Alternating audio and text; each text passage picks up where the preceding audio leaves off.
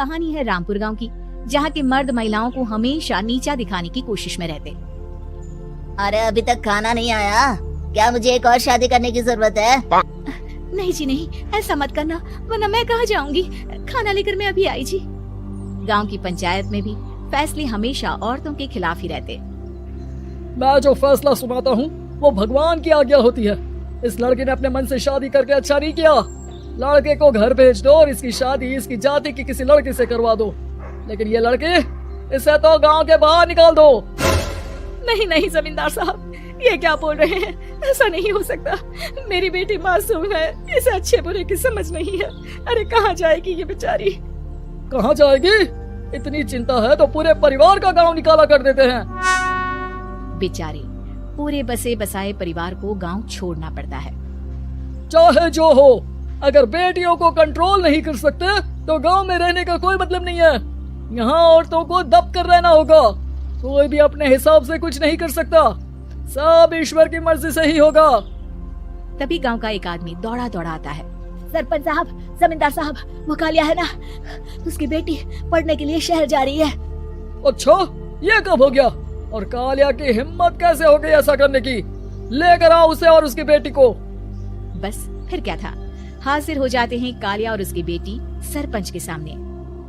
और कालिया, ये क्या सुनने में आ रहा है? बेटी को इंजीनियर बना रहा है तू? और ये बता, गांव में तो स्कूल नहीं है, फिर कहां से इतनी क्लास पास कर गई तेरी बेटी? राधा, जो कि कालिया की बेटी है, उसे लगता है कि सरपंच उसकी तारीफ कर रहे हैं। सरपंच जी, मैंने ऑनलाइन पढ़ाई की है, डिस्टेंस लर्निंग से।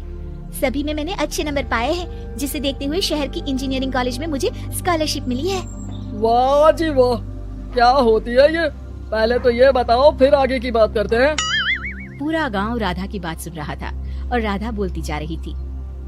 तो ऐसे मैं फ्री में एक अच्छी शिक्षा लेकर गांव में जो कुछ परेशानियां हैं, जैसे बिजली, पानी और इंटरनेट जैसी समस्याओं के लिए काम करूंगी। मैं गांव को शहर से जोड़ने के लिए पुल का निर्माण करवाने का प्रस्ताव रखूंगी। मुझे पूरी उम्मीद है कि जल्द ही हमारा गांव भी तरक्की की राह पर चल पड़ेगा। राधा की बात सुनकर सारे गांव वाले ताली बजाने लगते हैं। सरपंच को समझ नहीं आता कि वो क्या करे। चुप रह नादान लड़की, गांव के खिलाफ जाने के लिए तुझे गांव से बेदखल कर दिया जाएगा, वो भी पूरे परिवार के साथ। और हाँ, अगर ठीक से गांव में रहना चाहती है तो ये पढ़ाई लिखाई छोड़ दे। हम तेरे लिए गांव का कोई होनहार लड़का देखेंगे। तभी गांव का एक आदमी बोल पड़ता है। अरे नहीं नहीं सरपंच जी, राधा बिटिया जो बता रही है, अगर वैसा हो जाए तो हम लोगों को पैसा कमाने के लिए बाहर नहीं जाना पड़ेगा। हाँ जी, और ना ही कोसों दूर पानी के लिए भटकना पड़ेगा। हमारे बच्चे भी अच्छी पढ़ाई कर सकेंगे और आगे बढ़ेंगे, ना कि हमारी तरह खेती करते बैठेंगे। क्यों गांव वालों, राधा बिटिया का साथ देना चाहिए ना। सरपंच देखता है कि गांव राधा के साथ है तो वो चुप हो जाता है। वो घर आकर अपने सलाहकार से बात करता है, जो बहुत ही चालाक किस्म का इंसान होता है। अरे सरपंच साहब, आपको बहुत ही होशियारी से काम लेना पड़ेगा। एक बार गांव तरक्की कर गया, यहाँ के बालक पढ़ लिए तो कोई ना पूछेगा आपको। और फिर ये जो बेटा और बेटी है ना आपके, इनको भी आम लोगों की तरह ही जीवन जीना होगा। हाँ, लेकिन करे तो क्या करे? वो ना आप मुझ पर छोड़ दीजिए, बस मैं जैसा बोलूं करते जाइए। अगले रोज सुबह जब गांव वाले सोकर उठते हैं तो राधा के घर के बाहर और साथ ही वो लोग जिन्होंने राधा का सपोर्ट किया था, उनके घर के आगे लाल रंग से कल आऊंगी लिखा होता है। कल आऊंगी, यह क्या होता है? अरे यह तो खून से लिखा है, लगता है कोई भूत प्रेत या चुड़ैल का साया है। चलो सरपंच जी के पास चलते हैं। सभी सरपंच के पास जाकर उसे सारी बात बताते हैं। अरे ये तो बड़ी मुश्किल की बात है। चलो, मैं एक बाबा को जानता हूँ, उन्हें बुला लेता हूँ। सरपंच बाबा को लेकर गांव के घर के बाहर जाता है। ओहो, तो ये वो चुड़ैल है जो उन लोगों को निशाना बनाते हैं जो गांव को बदलने का सपना देखते हैं। वो गांव को ऐसे ही संपन्न देखना चाहती है, वो नहीं चाहती कि कोई बाहरी यहाँ का कायाकल्प करे। क्या तुम लोगों में से किसी ने गांव को बदलने की सोच रखी है? तभी राधा की माँ रोते रोते आती है। मेरी राधा घर से गायब हो गई है, अरे कोई तो बचाओ, मेरी बच्ची कहाँ गई?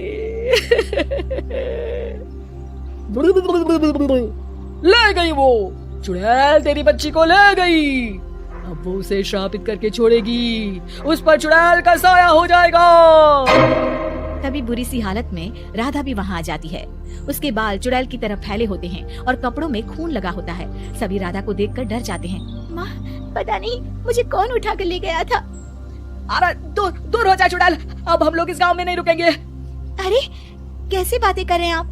कल तो आप मेरे भरोसे गांव का हुलिया बदलने, अपने बच्चों को पढ़ाने और तरक्की उन्नति की बात कर रहे थे, तो आज क्या हो गया आपको?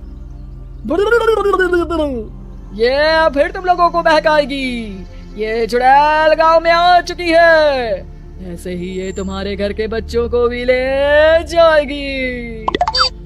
गांव वाले राधा को गांव से बाहर निकाल देते हैं। उसके माँ बाप रोते रहते हैं, लेकिन गांव वाले नहीं मानते। मैं भी अपनी बहन के साथ गांव के बाहर रहूंगा, लेकिन वो पढ़ाई नहीं छोड़ेगी। वहीं सरपंच के घर पर सलाहकार कहता है,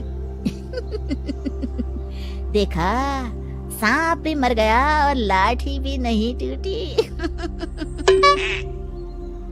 लेकिन अगले ही दिन सरपंच के घर के बाहर भी वही शब्द लिखे होते हैं। और फिर सरपंच की बीवी कहती है, हमारी बेटी को किसी ने अगवा कर लिया है। तभी राधा का भाई वहाँ आ जाता है। अरे गांव वालों, मैंने सरपंच जी की बेटी को देखा था, वो चुड़ैल उसे उठाकर ले जा रही थी। अरे क्या मजाक कर रहे हो? नहीं नहीं सरपंच जी, आप नहीं जानते, वो चुड़ैल अब आपकी बेटी में आ जाएगी, जैसे राधा के अंदर आ गई थी। तभी सरपंच की बेटी वैसी ही हालत में वहाँ आती है जैसे राधा आई थी। पापा, पता नहीं कैसे मैं गायब हो गई थी। चुड़ैल, इसके अंदर भी चुड़ैल का साया है, मारो इसे।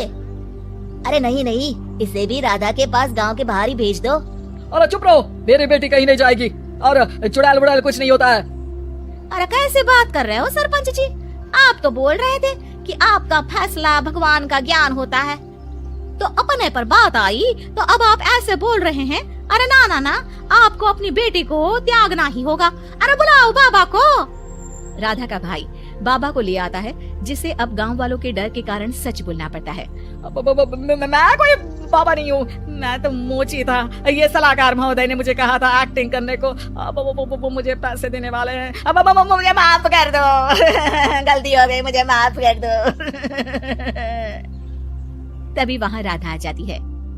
देखा सरपंच जी, जब गांव के बच्चे साक्षर होंगे तो आप जैसे लोगों की चालाकी नहीं चलेगी।